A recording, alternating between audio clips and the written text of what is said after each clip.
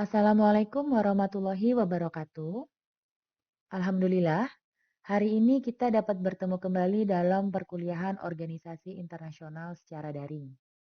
Semoga teman-teman dalam keadaan sehat, sehingga bisa menyimak dengan baik penjelasan perkuliahan yang akan saya sampaikan hari ini. Pada kesempatan ini, saya akan mengajak teman-teman untuk membahas tentang keanggotaan dari organisasi internasional. Siapa saja yang bisa menjadi anggota organisasi internasional, lalu bagaimana prinsip-prinsipnya? Nah, kita akan pelajari bersama-sama.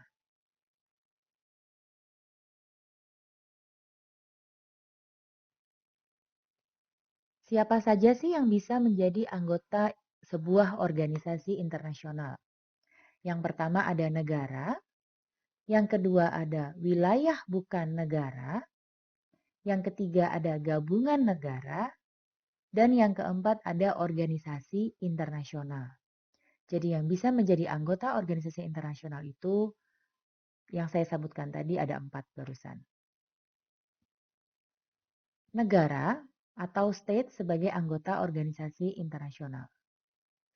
Pasal 1 Montevideo Convention on the Rights and Duties of States tahun 1933 menyatakan bahwa suatu entitas sepanjang memenuhi kriteria memiliki penduduk, memiliki wilayah dengan batas-batas yang jelas, memiliki pemerintahan dan memiliki kemampuan untuk melaksanakan hubungan internasional, maka sudah dapat diakui sebagai sebuah negara.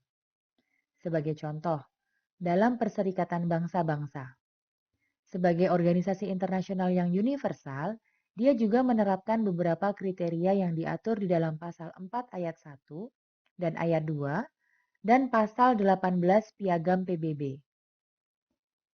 Pasal tersebut mengatur bahwa keanggotaan dalam Perserikatan Bangsa-Bangsa itu terbuka untuk semua negara yang cinta damai dan menerima semua kewajiban-kewajiban yang ditentukan di dalam Piagam PBB, serta mampu dan ingin melaksanakan kewajiban-kewajiban yang ditentukan dalam Piagam PBB. Permohonan untuk menjadi anggota PBB diputuskan oleh Majelis Umum atas rekomendasi Dewan Keamanan. Keputusan untuk menjadi anggota baru akan diputuskan oleh Majelis Umum dengan 2/3 anggota yang hadir dan memberikan suaranya.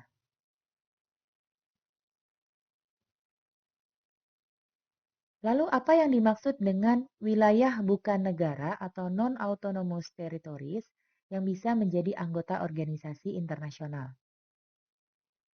Wilayah bukan negara dalam hukum internasional pada prinsipnya merupakan wilayah dari negara di mana negara tersebut akan menjadi wakil dalam hubungan internasional.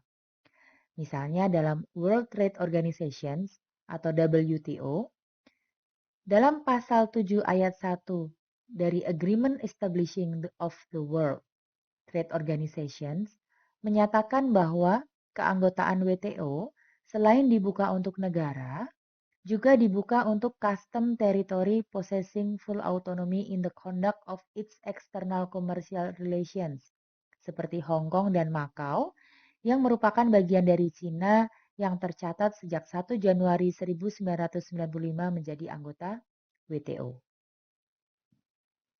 Lalu gabungan negara sebagai anggota organisasi internasional selanjutnya. Dalam pasal 5 Group Membership Internasional dari Coffee Agreement 2742 mengatakan bahwa 2 atau lebih negara pihak dengan pemberitahuan kepada konsil dan lembaga deposit dapat menyatakan bahwa mereka berpartisipasi dalam organisasi kopi internasional sebagai anggota gabungan negara. Ketentuan tersebut menunjukkan bahwa dalam praktek suatu organisasi internasional selain memberikan kesempatan kepada negara untuk menjadi anggota, juga dimungkinkan untuk gabungan dari beberapa negara untuk menjadi anggota. Mekanisme ini diberikan dengan pertimbangan bahwa ada negara-negara yang ingin menjadi anggota, tetapi pemenuhan kewajiban pada organisasi akan dirasa berat jika dikerjakan sendiri. Gabungan beberapa negara yang merupakan negara dalam keanggotaan di organisasi internasional tersebut umumnya akan menjadi satu dalam beberapa tujuan, namun untuk beberapa isu tertentu mereka akan berdiri sendiri, misalnya dalam kepemimpinan, atau quorum, atau pemenuhan kewajiban masing-masing tertentu, itu bisa dapat juga berdiri sendiri.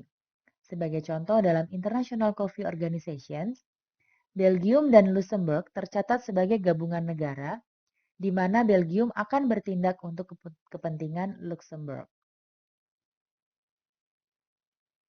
Yang dapat menjadi anggota organisasi internasional selanjutnya adalah organisasi internasional. Uni Eropa tercatat telah menjadi anggota WTO sejak 1 Januari 1995. Keanggotaan Organisasi Internasional Uni Eropa di WTO ini merupakan keanggotaan mandiri WTO yang terpisah dengan keanggotaan ke-28 negara yang tergabung di WTO pada saat itu. Keanggotaan Uni Eropa di WTO tersebut merupakan salah satu contoh praktek penerimaan organisasi internasional sebagai anggota di dalam sebuah organisasi internasional.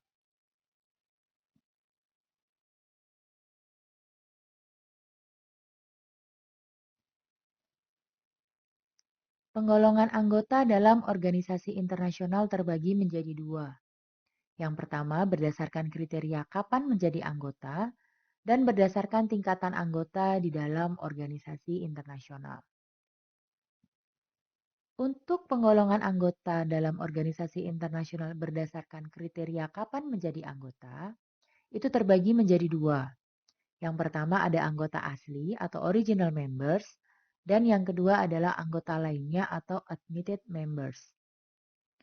Anggota asli atau original members adalah anggota yang diundang pada saat konferensi-konferensi yang membicarakan rancangan anggaran dasar dari organisasi internasional.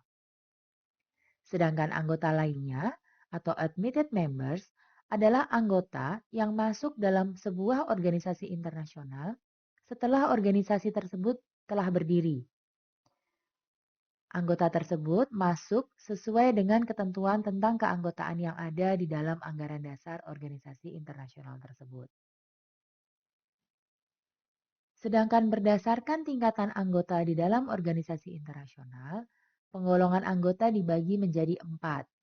Yang pertama ada keanggotaan penuh atau full members, yang kedua ada keanggotaan luar biasa atau associate members, yang ketiga ada keanggotaan sebagian atau partial members, dan yang keempat adalah observer atau pengamat. Keanggotaan penuh atau full members itu artinya anggota akan ikut serta di dalam semua keanggotaan organisasi dengan segala hak-haknya. Sedangkan keanggotaan luar biasa atau associate members artinya anggota dapat berpartisipasi namun tidak mempunyai hak suara di dalam alat perlengkapan utama organisasi internasional. Misalnya di OPEC itu diatur, the statute further provides for associate members which are those countries that do not qualify for full membership, but are nevertheless admitted under such special conditions as may be prescribed by the conference. Artinya, dalam piagam ini, associate member adalah negara-negara yang dia tidak memenuhi kualifikasi sebagai anggota penuh, tapi diakui untuk dalam beberapa kondisi yang disebutkan di dalam konferensi. Lalu penggolongan anggota berupa anggota sebagian atau partial members. Artinya, anggota hanya ikut berpartisipasi pada kegiatan-kegiatan tertentu. Jadi negara yang menjadi anggota sebagian atau partial members, negara tersebut hanya bisa berpartisipasi pada kegiatan-kegiatan tertentu dari sebuah organisasi internasional. Yang keempat adalah observer atau pengamat. Sebetulnya tidak ada penjelasan yang sangat spesifik untuk observer ini. Beberapa organisasi internasional hanya menulis bahwa observer adalah anggota-anggota yang tidak bisa memenuhi persyaratan sebagai full member. Dan observer ini bisa terdiri dari non-member states atau kemudian ada national liberation movements, atau bisa juga public international organizations, atau juga bisa private organizations, atau individual and private companies.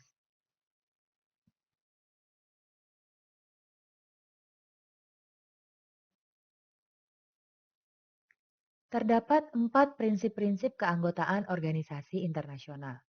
Yang pertama adalah universal, yang kedua adalah terbatas atau selektivitas, yang ketiga keharusan atau rule of essentiality, dan kualitatif kuantitatif. Prinsip universal artinya tidak membedakan keanggotaan dalam suatu organisasi internasional berdasarkan sistem pemerintahan, ekonomi, ataupun politik yang dianut oleh negara anggota.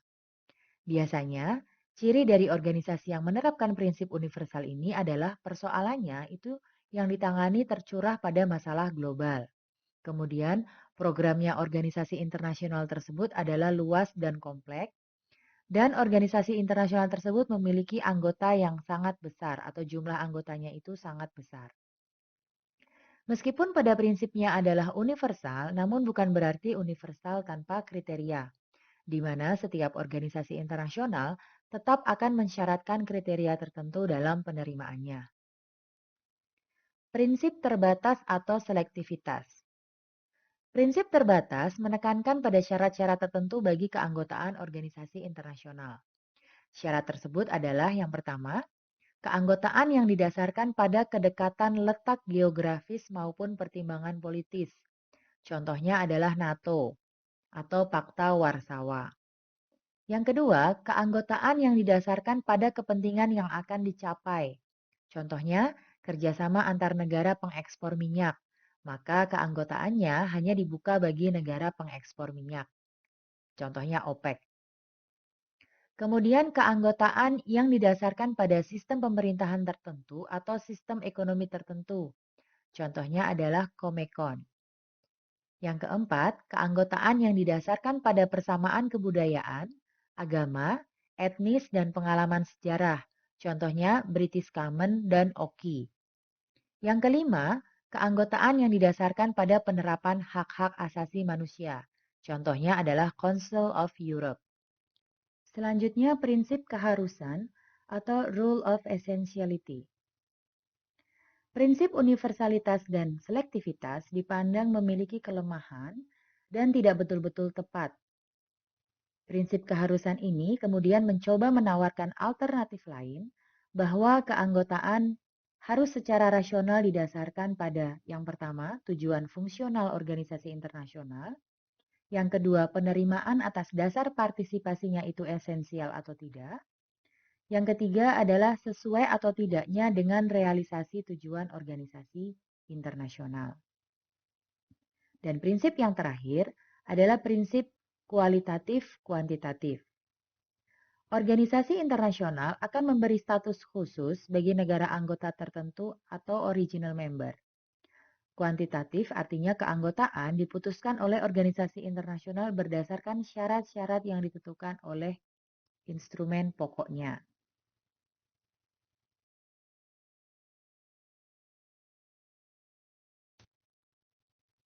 Keanggotaan suatu negara dalam organisasi internasional dapat dilakukan secara sendiri-sendiri maupun kelompok negara yang menjadi anggota organisasi internasional. Persyaratan suatu negara untuk menjadi anggota dalam suatu organisasi internasional ditentukan di dalam anggaran dasar organisasi tersebut.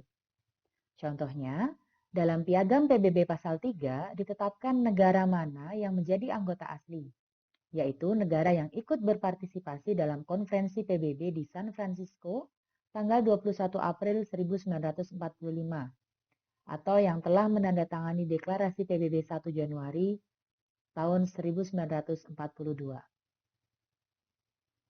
Yang kedua, syarat penerimaan anggota baru PBB ditetapkan dalam pasal 4 ayat 1, 4 ayat 2, dan 18 ayat 2 Piagam PBB.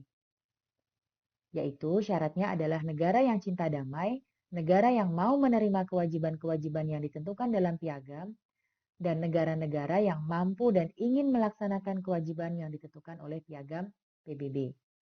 Lalu syarat selanjutnya adalah adanya permohonan untuk menjadi anggota PBB yang kemudian permohonan tersebut diputuskan oleh Majelis Umum atas rekomendasi dari Dewan Keamanan PBB. Keputusan untuk menjadi anggota baru akan diputuskan oleh Majelis Umum dengan 2/3 anggota yang hadir dan memberikan suara dalam rapat Majelis Umum tersebut.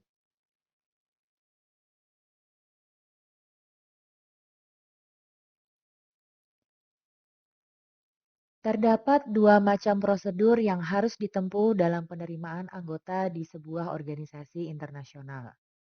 Yang pertama, adanya permintaan dari negara calon anggota, di mana negara yang ingin menjadi anggota suatu organisasi internasional tersebut mengajukan permohonan untuk menjadi anggota dan memenuhi segala persyaratan yang diharuskan sesuai dengan anggaran dasar organisasi internasional. Yang kedua, negara yang ingin menjadi anggota sebuah organisasi internasional meratifikasi anggaran organisasi internasional tersebut.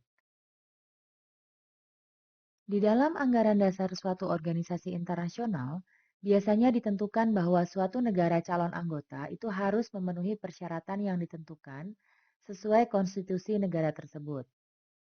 Contohnya pasal 42 Konvensi Wina itu menyebutkan bahwa bila suatu negara telah menyatakan terikat pada suatu perjanjian internasional, ternyata dia melanggar ketentuan hukum nasional sehubungan dengan kewenangan untuk membuat perjanjian internasional, itu tetap terikat pada perjanjian tersebut, kecuali jika pernyataan tersebut melanggar peraturan dasar yang penting dari hukum nasional.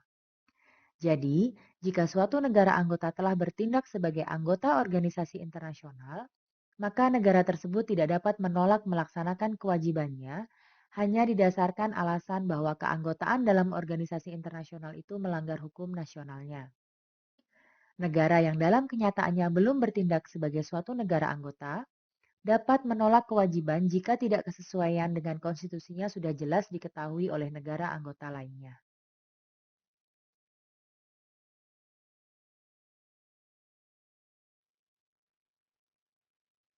Penghentian keanggotaan dapat terjadi karena tiga hal. Yang pertama, penghentian keanggotaan karena pengunduran diri dari si negara anggota itu. Yang kedua, penghentian keanggotaan karena negara anggota diberhentikan. Dan yang ketiga adalah penundaan keanggotaan.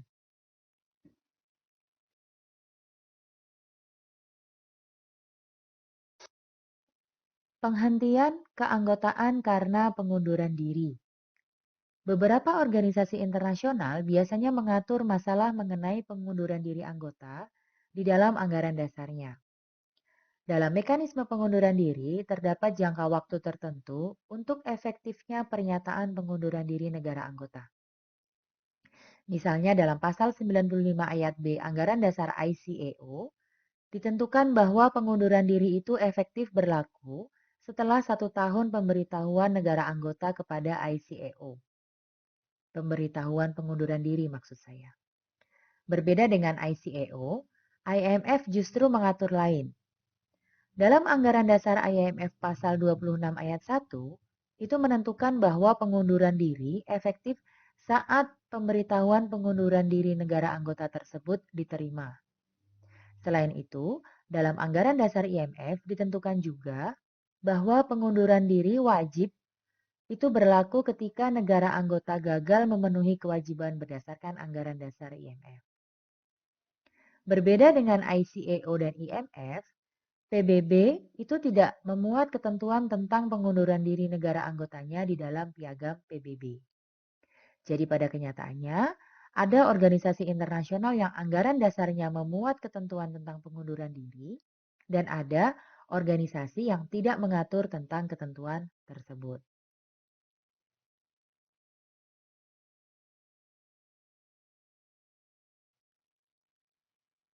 Penghentian keanggotaan karena diberhentikan atau expulsion.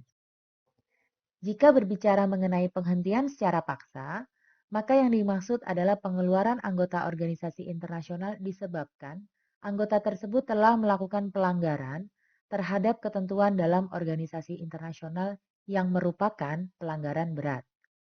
Tindakan ini dilakukan oleh organisasi sebagai usaha untuk menyelamatkan organisasi internasional dari suatu tindakan-tindakan yang dianggap destruktif. Ketentuan mengenai penghentian paksa ini biasanya dicantumkan dalam anggaran dasar organisasi internasional. Sedangkan penundaan keanggotaan itu dituangkan di dalam anggaran dasar organisasi internasional masing-masing. Misalnya, ketentuan pasal 5 Piagam PBB itu menentukan bahwa suatu anggota yang tidak memenuhi kewajibannya sebagaimana yang ditentukan dalam anggaran dasar, keanggotaannya dapat ditunda untuk sementara. Jika pada suatu saat negara tersebut dapat memenuhi kewajibannya sesuai dengan anggaran dasar, maka hak negara anggota tersebut akan dipulihkan kembali. Selama masa penundaan, negara tersebut tidak dapat menikmati hak-haknya sebagaimana ditentukan di dalam anggaran dasar. Tetapi, negara tersebut tetap dibebani kewajiban.